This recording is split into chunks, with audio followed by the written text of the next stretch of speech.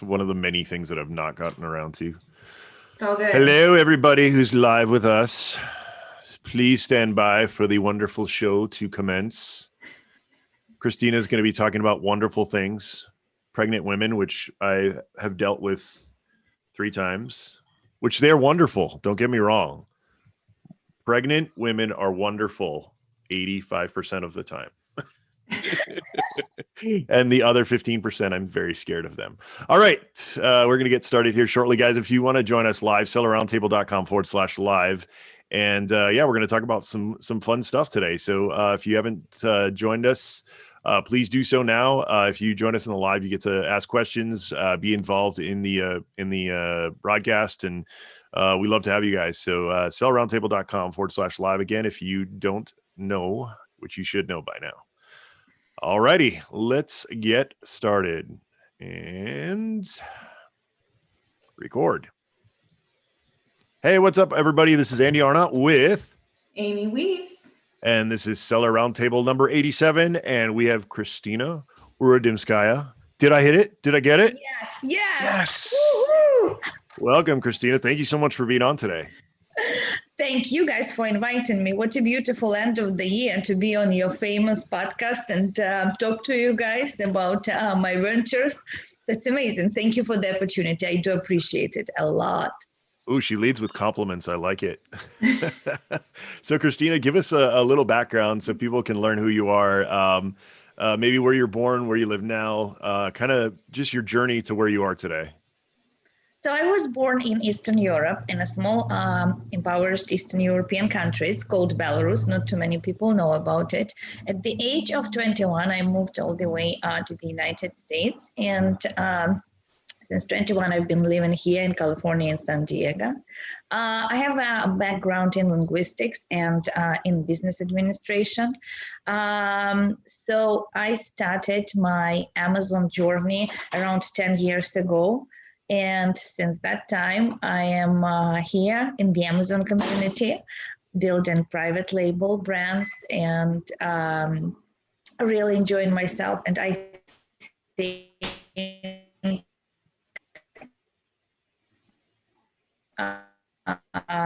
to be my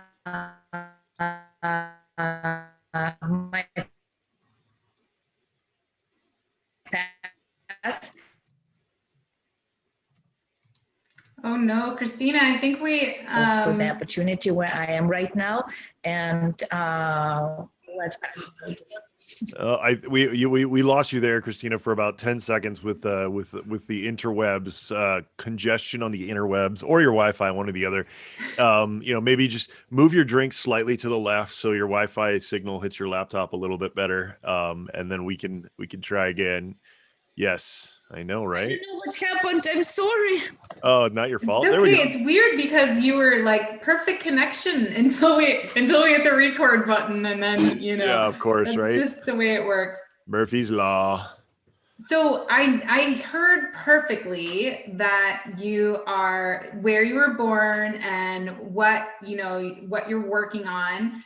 Why don't we start with what you're doing in e-commerce right now? I missed part of where you were talking about, the business side of things. I heard a little bit of your backstory, but tell us about your e-commerce journey. Okay, so as you know, around 8-10 years ago, I started building private label brands. Right now, I'm the CEO and founder of my baby brand. It's called TerraMat. It's been with me for 8+ years. I remember you and me, that's how we met. I asked you to help me with some listing optimization, I think, with the Google CEO, stuff like that. Such a long time ago, unbelievable. And then I opened a couple more companies. The other big company that I opened last year, this year actually, not last year, still this year, it's called Prognology. It's a capsule collection wardrobe. So we developed the idea that within $100, the female can buy 5 to 6 pieces of clothes that last her during all her pregnancy and during the postpartum period. And that's the unique idea, since no other retailers, neither brick and mortar stores or online stores, they do provide that quality clothing with the affordable pricing. And all of the pieces of the clothing that we manufacture, they actually are easily combinable with each other. So that's why it's called a capsule collection, and it's really, really, really affordable. Yeah, I just want to say, I love the quality of the clothing of Pregnology, as well as the idea, because all of us women who have had babies, that's one of the struggles, is you need something throughout your pregnancy. And I love how you've designed clothing that stretches but still looks beautiful, that you can use from the beginning of your pregnancy when you have a little bump all the way to the end when you just want to lay down all day long. So I think it's a wonderful idea and really cool. And then your original company, TerraMed, with your compression leggings and medical type hosiery, it's really, really great. I wore one of your pair, I learned my lesson, Krystsina. I wore one of your pair of leggings, compression leggings, to the gym the other day, and I almost died. I was like, I will never wear compression leggings to the gym again, but they were such high quality and they were just really, really great. Very comfortable. It's just not great for the gym. So, and recently, Krystsina, you also got into the toy market, right? Yes, I got into the toy market, and that's going to be one of my big focuses on 2021 as well. So we started, since I have the background, a little bit of background is pedagogics, as I said, and linguistics. So I was really into the Waldorf education and Montessori education. So understanding the main concept of learning through play, through exploring, how I developed a very nice line, and we're starting to sell the products for kids that are made from very, very, very high quality wood. So one of our products, for example, to give you the idea, we are using the birch wood all the way from Ukraine, or like, you know, just the top quality that we're able to find to use in our product. It took around a year to develop that, and we launched 2 products, and 2 more products are on the way. It's going to arrive around 1 month or so. So yes, Panda Brothers, it's originally European company. We registered in Netherlands. This is a passion project. And I really enjoy how fast we've been selling on Amazon.com during holiday season. We just launched, I think, on December 7th or 4th, if I'm not mistaken. And I know that the biggest audience of you is the Amazon sellers. So just to give you the idea, if the product is good and you really put all your effort into that. So we had those 200 units, this limit that are killing me, and they were sold out within 10 days with 0 PPC and 0 reviews. And exactly, you found a niche corner of the market. You had a great listing, you got that great organic ranking, and they just sold right out. That's awesome. Yeah. Well, besides the inventory limits, Krystsina, that are killing everyone, what has been the biggest challenge with Amazon since you've got started, and any advice that you want to give other sellers that are just starting out? I will be honest and raw with you, and I would touch the topic that not everybody is talking about. I think financial planning is the most important thing. So we all have the idea like, okay, we grow in the businesses, we need that. Everybody who's starting, they're going to come to the point where they will be asking themselves, okay, I need work capital. I don't have enough money because I ordered this, I ordered that, my sales are growing, but still I'm spending money on PPC. So financial planning is one of the most important things that I think everybody has to consider and be very careful about. Because when it's burning, when you need money and you start looking around like for the investments, asking your family, friends, trying to get SBA loans, like all the things, you know, when the period that you need money, there is never good offers coming up. So have the idea of the where the point in your business that you're going to be expanding it and you need this money. So prepare for that. Seize the options. Don't make the rush decision that could actually financially destroy your business, and understand that marketing right now in Amazon space, it's huge amounts of money I needed to launch. I'm not talking about the brands that we're launching brands like with all the infographics, with social media. That's another story. But even with one single product, you need a lot of money. And this is the budget that needs to be carefully examined and carefully prepared, because we never know, and you never know when the person will need this money. So I think financial planning and the idea of the future of your business or the product of your brand, and how much money you're willing to invest or how much money you will be able to invest, that's the most important thing. And that is So what you're saying is, instead of just thinking about, okay, I got to get this product out the door, we all need to think about, where do we want to go? Because if we don't know where we're going, we can't get there, right? There's no path. We're just spinning Absolutely. our wheels. So we want to think about, okay, yes, I'm investing. And Andy talks about this all the time. Whenever we're talking about launch, we tell people, like, you need to be willing to break even or maybe even lose a little money during your launches, because that is your foundation. You're establishing your presence in the marketplace. So you have to budget for that. And I think you're right, Krystsina, where people are getting into Amazon with this mindset of, oh, I need money right now. I'm going to just invest in this product. And it's more of a long game. It's more about, what are you building that later on is going to be worth, 10x or, whatever you can sell it for. Right. So I love that advice. I think it's so important. I always say, if you fail to plan, you plan to fail. And it's just important to think about your business as a whole and really think about, okay, where am I now? What is needed right now for startup, but then where am I going and what's going to be needed along the way, and how can I prepare myself for that? Love that advice.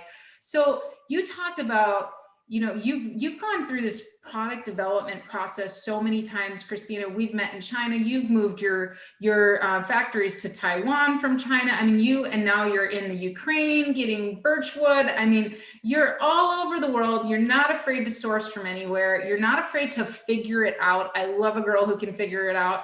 That's why we get along so well, right?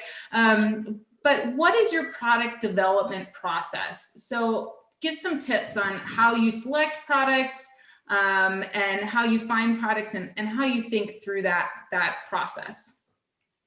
So the first thing that everybody who is thinking about the launching a product or the brand or the product line, doesn't matter, is you have to understand that right now, nowadays, no one invents the bicycle.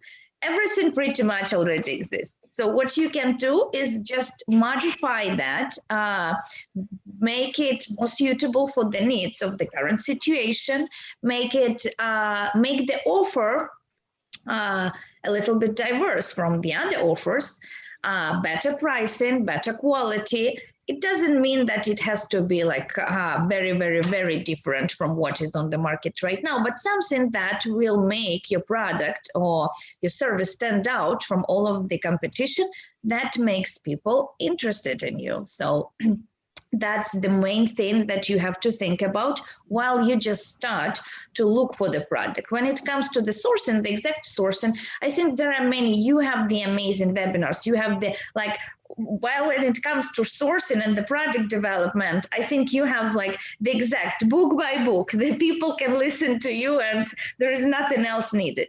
But right now, since we have this tough relationships with China, and we don't know, none of us can say what's going on in the next couple of years. I honestly don't know. No one knows. So when it comes to sourcing, always try to, if you already have the company and you're working with them, always try to find the plan B solution. So there is Taiwan, there is Vietnam, there is many other Asian countries that can produce the same product. If you go a little bit further, you can see there is Middle East that no one actually looked at, but they can do some good stuff like Turkey.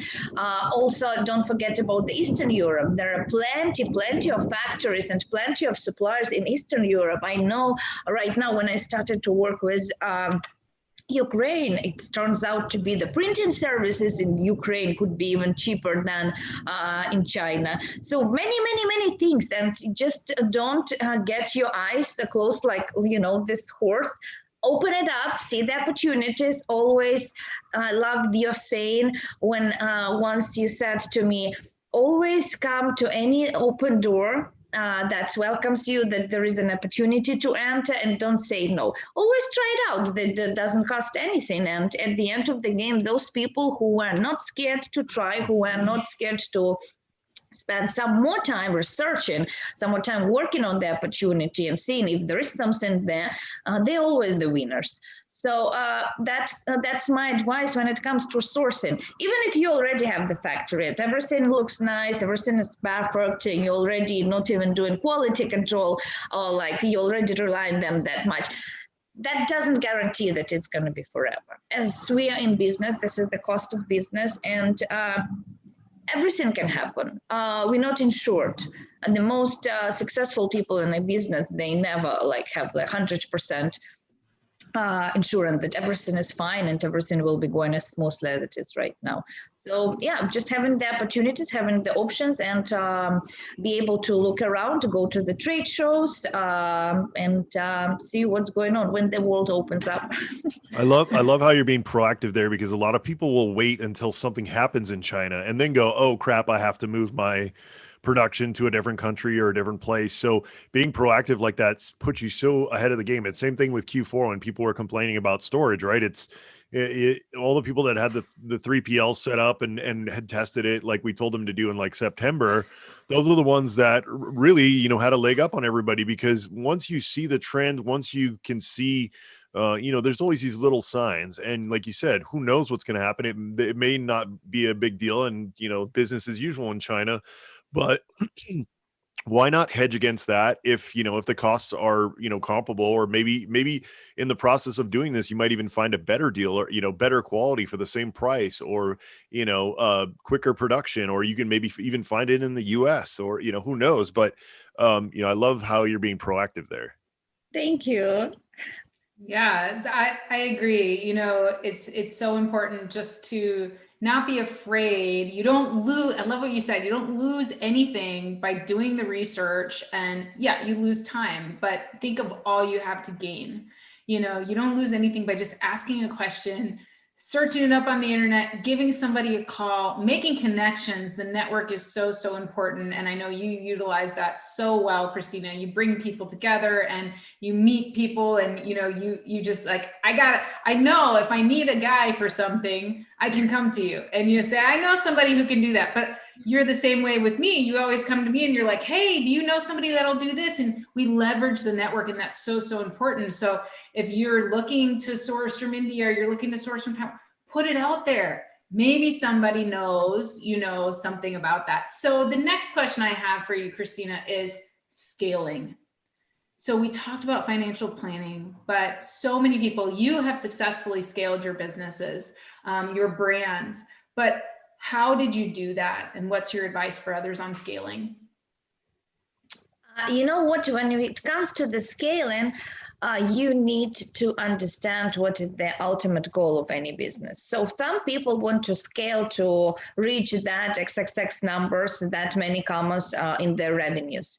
Some people want to scale to the point that they're gonna sell. Some people want to scale to make sure they're going to be better than their competitors worldwide. So there's different scenarios. For Amazon businesses right now, 80% of people, as far as I see, they want to scale the business to the point that they will be able to make a good exit, like selling to Trash or Heyday, whatever company it is.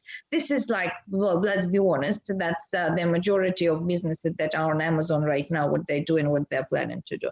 So in order to scale the business, as I said, for Amazon sellers, when it comes to Amazon sellers, the most important thing is your revenue.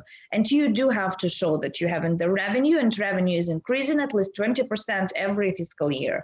So when it comes to the financial, who's going to be looking at your financial, what's going on, they need to see that the business is growing, it's not stuck. And for example, 2020 showed us that only the people who have strong business understanding that there can be some bad things happening, like you going out of stock 3 weeks before Christmas in the biggest selling season. So in things like that, you always have to be prepared. And as I said, always have plan B. Merchant fulfilling, you don't have to be scared to make your hands dirty. And if you need to pack your shipment yourself, do the merchant fulfill, you better do that. Then when it comes to scaling on Amazon space, as I said, the revenue is number one. The number three is creating the new products. New products in the same brand. If you're doing the product line and they all like comparable with each other, it's like skincare or something, or you're doing just a bunch of the products under the private label and they're not connected with each other. It's just the increase in maybe bundling them, maybe creating accessories so that can be easily as I said, it's in every other business. It's just growing it, and we can grow by providing better service, better offer, making sure that your product subscribes will be on the subscription. That affects a lot. And also try to diversify. All this year I've been trying to do a lot, looking at the Walmart, at the other platforms. Again, like everybody's saying, yeah, that's fine. For me, it's not, it hasn't been something like, oh my God, it's like tripled our sales. No, Amazon still gets all the sales and everything go through the Amazon, but still like diversifying, having the idea that our products are offered here and there. So that's a good thing that you have to think about. So this year, it sounds like that was actually our next question, was about diversifying your sales channels. And I know you've been kind of studying that now, like me, for just recently. Both of us have been really getting into diversifying. And like you, Amazon makes up the bulk of my sales, but I definitely see potential outside of Amazon. And, yeah. And so in terms of diversifying your sales channels, where else have you found even a little bit of success in selling? You know what, with the good Shopify, Shopify actually brings me maybe 5%, 3% of total sales. And it's not bad. It's like what, 8-10 odd orders a day. It's not bad, even though we're not running aggressive SEO, we're not running any aggressive Google ads. It's just a little bit here, a little bit there. And I really like how the Shopify had this all new nice plugins where you can play. Absolutely having zero IT knowledge or anything, you can play with them and see what you can apply to your store, and it actually worked. That's, by the way, was very surprising to me. I felt like that, oh my God, I maybe like have to be like programmer like Amy with, and will be done. No, that's Andy. Oh my God, of course, Andy is the biggest CEO guy I've ever seen in the history. I told you at the beginning. Anyway, so Shopify was something that actually was working during 2020, since there is little things that you can play yourself, having zero knowledge. And yeah, they did some relevancy into the search, I assume, in Google. And the other thing is, what else? It's when it comes to diversifying, probably a little bit of eBay was not bad, but still, like the main focus, I have the business mindset. You always have to hit on the place where you get the most. So when it sells, you sell. Like if you sell on Amazon, don't get distracted trying to build something cool on eBay or something cool on Shopify. Spend hours and hours a day. Just try to put as much as you can on something that already bringing you.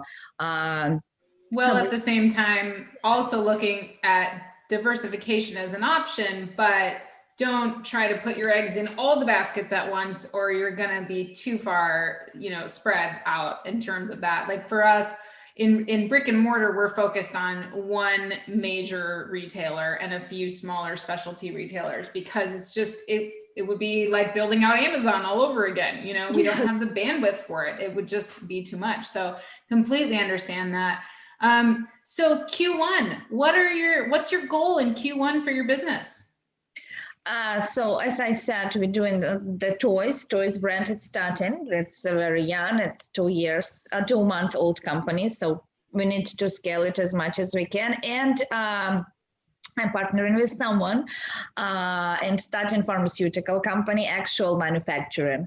So we're going to be both manufacturing and selling, and we're going to get into the supplements a lot. This year will be supplements for me. Manufacturing and selling and ranking and everything when it comes to the supplements. And pharmaceutical, we are developing very unique products that currently has no offers in USA. And that is, I hope that's one of the biggest businesses I ever built in my life. So we'll see how it's going to go. I can tell you. That's exciting. That's not like you to partner. You're not a partnering kind of girl. So that it must be really good. Yes, but in pharmaceuticals, that's definitely huge. I know you've done a lot in the medical side of things. So excited to hear more about that when that gets going. All right, now the hard question. Yes. What do you think are your strongest traits or your strengths and your weaknesses? And then how do you overcome your weaknesses? Let's start with the weaknesses. Weaknesses, as every female entrepreneur, we always have to remember that we are different from the male entrepreneurs, and our brain waves are different, and everything, how we see the world is different.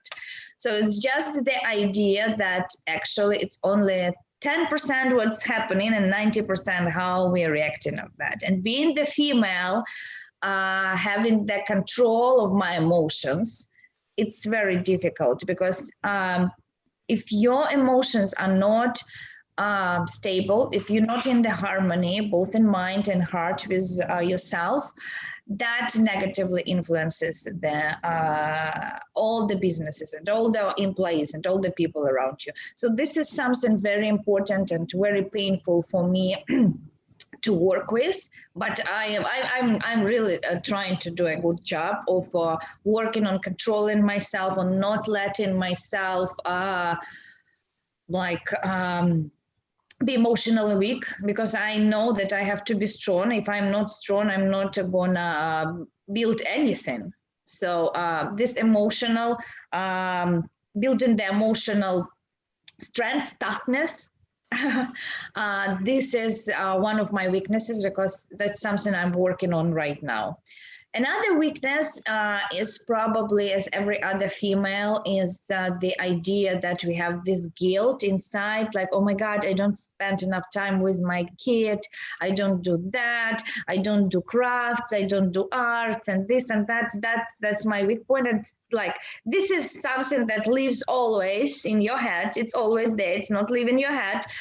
It's on the background, and it's like, that. So these are the things that the stereotypical woman. Yes. These are the things. When it comes to my strengths, I think I am very good at seeing something like if I have the idea, like you give me the idea, I can already from this idea build the whole brand, the whole operation and everything just in the matter of a couple minutes. I'm really good at visionary part of the business. So I can see things, I can see where it's going, where it's right now and where it should be.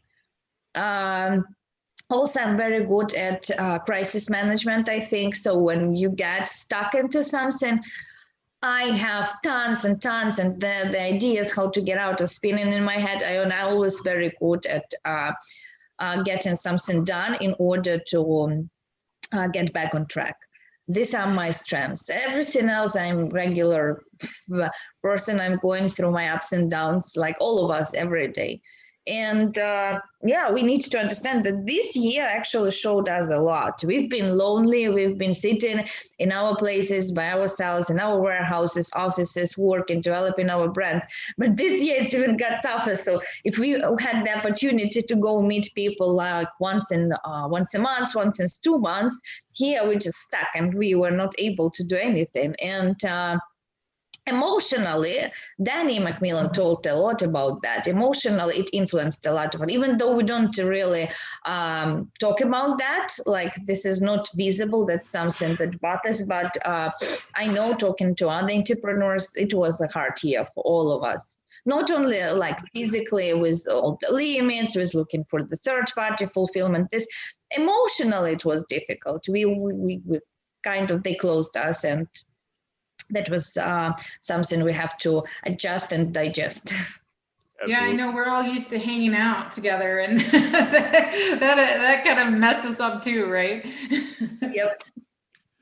That actually transitions perfectly into our next question, which is kind of, on the same spectrum in terms of, what personal challenges have you faced while running your, starting or running your business?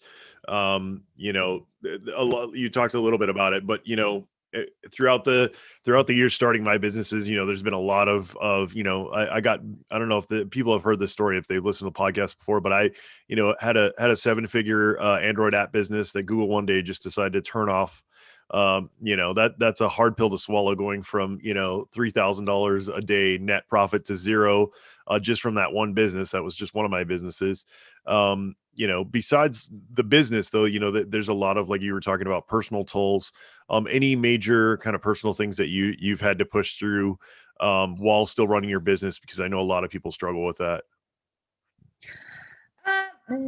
I think during the last years, yes, that I went through divorce. Divorce influenced me a lot. So it was like 2 years I wasn't able to actually create anything. I was just stick to whatever I had, and my whole idea during that time was just to push through the things where the things were bad, but somehow, like Ernest Hemingway said, that whatever doesn't kill us make us stronger. So it made me way stronger in personal life, and now I know exactly what I want, how I want things to be. It was needed to me. It was at the right timing. It was a good thing to happen, even though it was hard to go through that.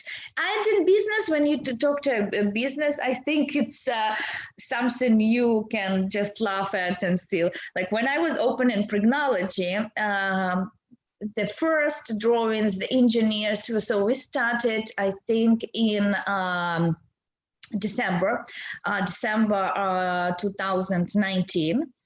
I got the first order, they were started to work. So then COVID hits China, and it was 3 good months of delay, so we couldn't start the production. But since the deposits were paid and we've been doing the manufacturing already, in process of manufacture, it was just the delay. So my idea when I was starting Prognology, I knew that my merchandise have to arrive somewhere in May. So we have the summer collection. So the whole summer collection had to arrive and be there on Amazon and everywhere in the beginning of summer. No one knew that the coronavirus is going to happen and we're going to be stuck. So at the end of the story, all summer collection, all Prognology arrived end of August, like last 2 weeks of August. So I'm like, oh my God, what I'm going to do? I have shorts, I have dresses, I have tank tops, a lot of money. It's thousands, hundreds of thousands of dollars are stuck, and you don't know what to do. And that already, you need to understand, we didn't have limits or anything. It arrived in the Amazon warehouse. So the 40-foot container there. And then, of course, it wasn't selling as good as I was planning to sell that. And then the storage limits come for the merchandise, and then they increased the storage fees. So for all of this merchandise that I was planning to hold for another 6-8 months, I had to pay like thousands of dollars every week. So then I had to distribute a little bit went to my house, and then we have the warehouses. And that's already the fourth quarter. We are in the fourth quarter. No one was accepting the merchandise. So I had to negotiate and make sure we find the place where to store them. But these things, it's something that, like, if not this happens, something else would happen. I always look at that.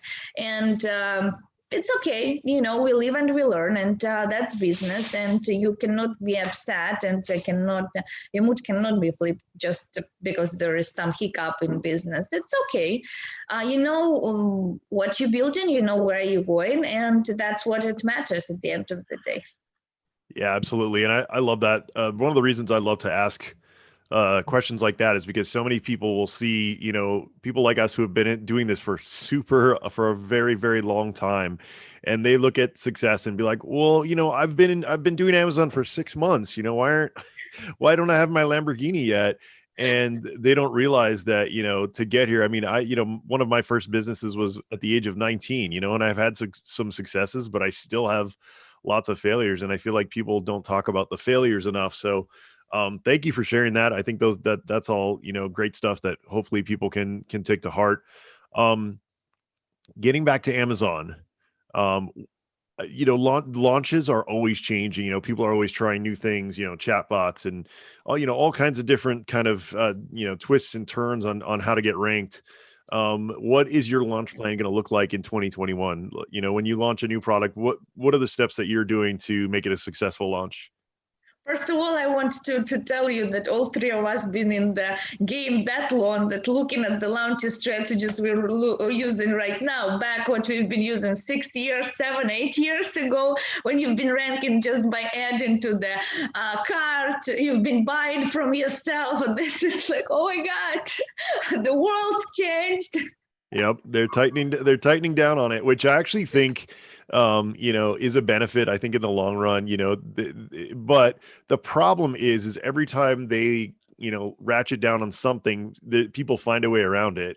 And you can't blame people for finding a way around it, because that's how business is done, right? If you figure out a way to launch a product or rank a product that nobody else knows about, and it might be a little gray hat, you can't blame anybody for doing that.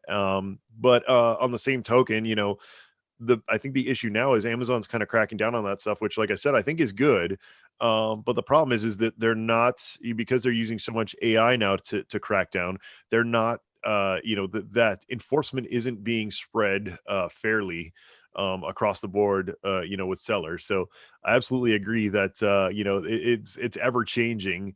But going back to it, are you doing anything differently in 2021? Are you going to kind of stick with, what a lot of people have been doing lately, which is, chatbot, search, find, buy, rebates, things like that? I cannot tell you that I'm like always very clear and doing everything by toss. It's not true. We're playing around a little bit here, a little bit there. We're not going like really deep into the black hat techniques, but just here and there, and to see how it's gonna fly. Right. So I don't know, and especially since I am targeting on the highly competitive niches in 2021. Since, for example, TerraMed, we didn't even actually, and Amy knows, we didn't even actually ever advertise that or doing that. That's just the product that is good. And since we started, we actually never had really serious competition. So it's something difficult and something that needs lots of overhead, and it's not that easy to start with 25, 30 sizes and colors right away. So when it comes to launching strategies 2021, I think the most important thing is get the idea of your PPC, because that's the biggest pain right now, especially for the new products. If you go into top of search right away, it could be woo! You can keep losing thousands of dollars a day. So just be very smart about that. Use as many free tools as you can. We're talking about Amazon Post. We're talking about getting a little bit traffic from Facebook, from Instagram, from Google. Just don't overdo it, because that would actually can harm your ranking. What else is good? Try to target as much as you can by the competitors, because that's normally not that expensive when you're trying to reach top of search right away. And organic search, find, buy, that's the best thing. And yeah, I have to do a small shout out to Ren Bell here, if I'm allowed. Hey, Isabella, if you're listening to us, yes. She's doing a great job, and I really think that it's one of the strategies that's going to be popular again in 2021, since the cost of PPC is killing us. So. Yeah, absolutely. Amazon is transferring into a pay-to-play platform, which, everybody saw that writing on the wall, and I definitely feel like, this is, that time is upon us. But what I want you guys to remember is, Amazon is always launching these new ad spots, right? We talked about it a lot, like the video ads right now. The video ads are still killing it. I just put up a new one last night for one of our products that we have a little extra inventory left over from the holidays. And, if you do a decent video, even if you go on Canva, you can even go on Canva now. A lot of people don't know this, and make really great Amazon videos with transitions and music and things like that. They've really done a good job. You don't even need to go to Fiverr anymore, which I think you can do a better job with without going to Fiverr or doing any of that. But I know that, just like with your main photos, that, video is also, a big part of having success. I know, Krystsina, that you were doing that for a while. Are you still offering those types of services in terms of creating like really high quality, like lifestyle type videos? Yes, I do. I do own the marketing company. It's called AMZ Create. We do have the lifestyle videos, and we had lots of orders during fourth quarter, both for all of my brands, for all our things that we're doing, and also we're taking clients. And the prices are very affordable. It's around $450 per video. And yeah, if you have any questions, you have my Facebook, guys. Hit me up, and I will get you the prices and the offers we can do for your listing. And AMZ Create, we only doing the videos right now. We don't offer any photography right now, because we are so busy with the videos that we actually don't have time for doing pictures, infographics, and everything that comes with this. Yeah. Well, in all my years of entrepreneurship, I've started to learn more and more every day, and I'm rereading the book, The One Thing, right? Which is, if you go too wide, why add photos, right? If you're going to be the best video producer for Amazon, just rock the video and send somebody else to, sometimes we try to go too wide, even with some of my tools that I've created in the past, always trying to be like, every tool for every person. And when you go too wide, I think that you start losing some of the magic that you had when you were really focused. So I absolutely love that you're just doing video right now, and hopefully you just stick with that. Yes. On that same on a slightly different tact, a lot of people, I know for me starting out, and even to this day, it's one of the things that I really have to work hard on, because I'm not good at it, is staying organized, building processes, things like that. Do you have any advice or kind of any framework on how you create processes for either your Amazon business or, your service businesses, things like that? So one of my best is Mina alias Egyptian prescription. And I honestly think I've never seen anyone like that in my life. So efficient and so good at writing and doing SOPs. So wherever your business needs special instructions, special procedures, you want to set up the work with your VA, you want to set up the work, how you automate your business processes when it comes to Amazon or any other online business or any other, even any business, I think this guy is really genius at what he does. And I honestly, believe me or not, I've been working with many people, with many mentors of mine who've been helping me during the way. But his SOPs, and in general, like wherever you come to the SOP and you need SOP in your life, like that helps. And sometimes I even get into the point that I'm doing the SOP, however harsh it could sound, like for my life, for my everyday life. When you know, or the step by step in some routine, it's getting things easier. It does not allow you to stuck with the face questioning, oh my God, what I'm doing next to this and this, because in any SOP you have two variants. Like if this didn't go, you try this. If this didn't go, there is two other ways.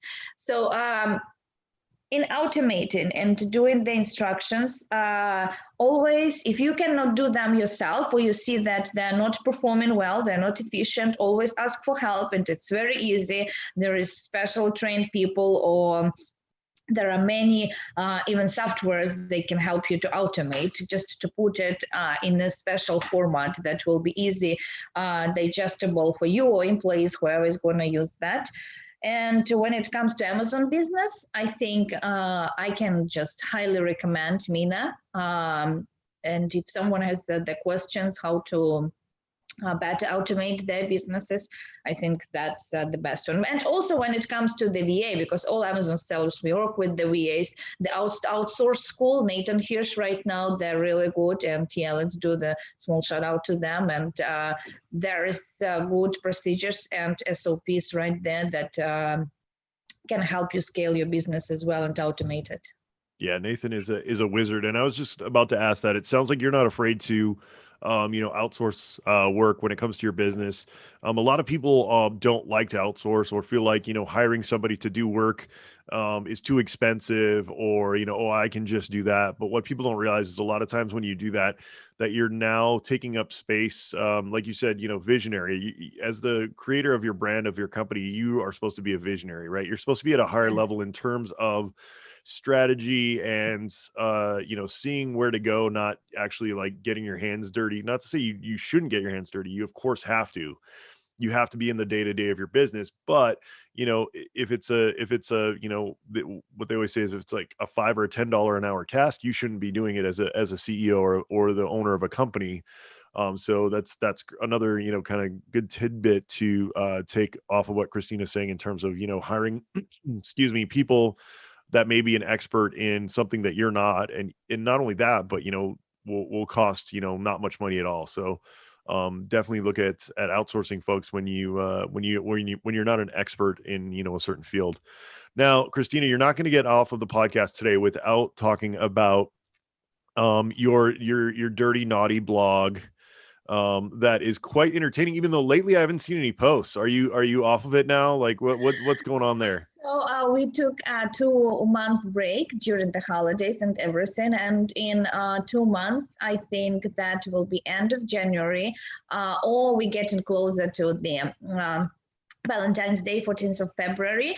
We getting ready for the product launches under Beach and Tap. We're going to be launching some products, and that's a big surprise. It's coming. Believe me, guys, if I do something, I don't dump it in the middle of the road. So we're going to get it. And the Beach and Tap has just got trademarked.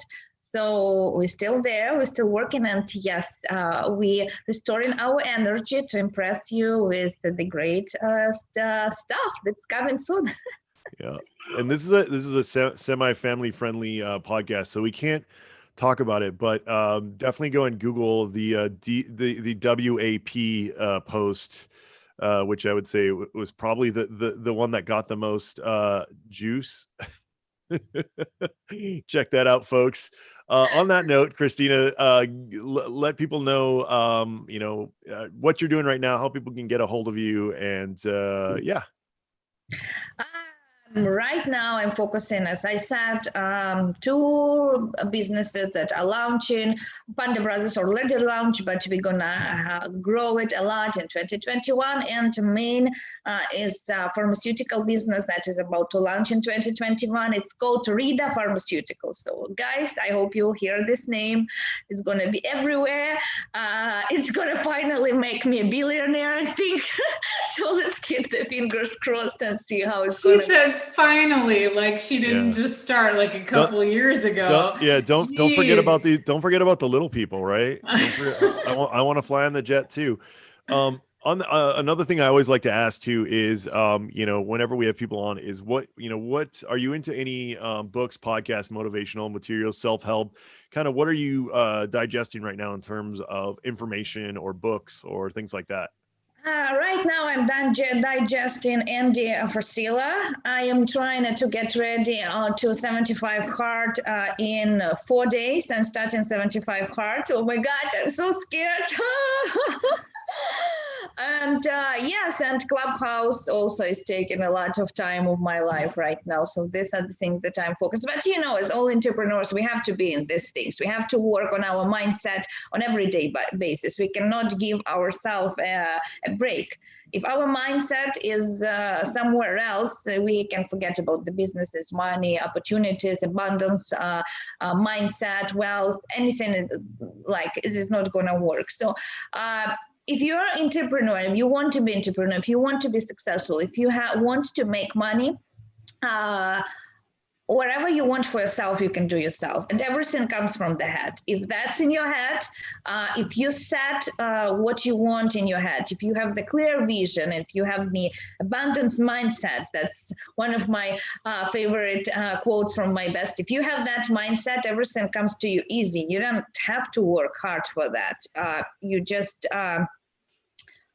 visualize what you want and to do whatever it takes for this to be done. You already have all the knowledge and all the power to get anything in this world. And I think that's the most important things. And thank you for asking me, because I think all entrepreneurs have to share as much as they can what they doing. Like Andy Frisella, 75 hard, real as fuck. I'm sorry saying that, AF. But this thing actually blew my mind, and I've been listening to him for weeks already. So, and that's actually opened my mind and opened my eyes in many spheres in our life. And we'll see how 75 hard is going to work for me. I don't know. Did you guys ever heard about that? Did you do that? Try? No, I haven't heard. Have you heard about it, Andy? What is it called? 75 hard or heart? 75 hard. You have 75 days. Every day you have to do 2 workouts. One workout has to be outside. And that's the rule. Also, it's clean eating, no alcohol completely for 75 days, and 10 pages of the actual book, not the audio book, not the podcast or anything. You have to actually read 10 pages. And of course, clean eating, good diet, exercising, clear mindset, blah, blah, blah, blah, blah, this thing. But, just the ability not to go to the party, have a cocktail, and exercise at the same time 2 times a day. Even though it's raining or the bad weather, or you just have one of those days that when you don't want to get out of the bed whole day. We'll see how it's going to work. I always like to see my limits. I want to push myself further and see where I can be and what could happen, like with my life if I change something dramatically. We'll see. Isabella Hamilton as well did that. So you can watch. I'll try to document whole process on my Instagram, I think, or on Facebook, and I'll share the updates with you guys. That's an interesting thing. Awesome. A transformational, so 75 hard, and by Andy Frisella, a transformational mental toughness program. Yeah. Iron Man for your brain. How to take complete control of your life in only 75 days. Okay, interesting. I'll check it out. I already work out really hard once a day. Yes, let's do it. January, I need some support. Let's do it. Let's do it. To transform our life. We have things to do in 2021, so let's start it hard right away. I like it. Good stuff. Yeah, absolutely. I love it. All right, guys. If you have not done so yet, please make sure that you subscribe to the podcast, rate, review, all that good stuff. We really appreciate it. We love getting feedback. If you guys want to join us on social, Amy's group is Amazing at Home. Mine is Amazon FBA Titans. We answer tons of questions in there. We help you guys out. We talk about what we're up to. All that kind of fun stuff. Also, don't forget that we do this recording live every Tuesday, 1 p.m. Pacific, 2 p.m. Mountain, 3 p.m. Central, 4 p.m. Eastern in the United States of America. If you guys want to join us live, please do so. What's cool about that is we'll stop the recording, we stop the live stream, and we just have everybody who has shown up live in the Zoom meeting, and you guys get to interact with us, ask questions, get free advice, all that great stuff. So please join us live, and we will see you guys next time on the Seller Roundtable. Thanks for joining us today. Thank you. Recording is done. Live stream is going away. Join us live. Sellerroundtable.com/.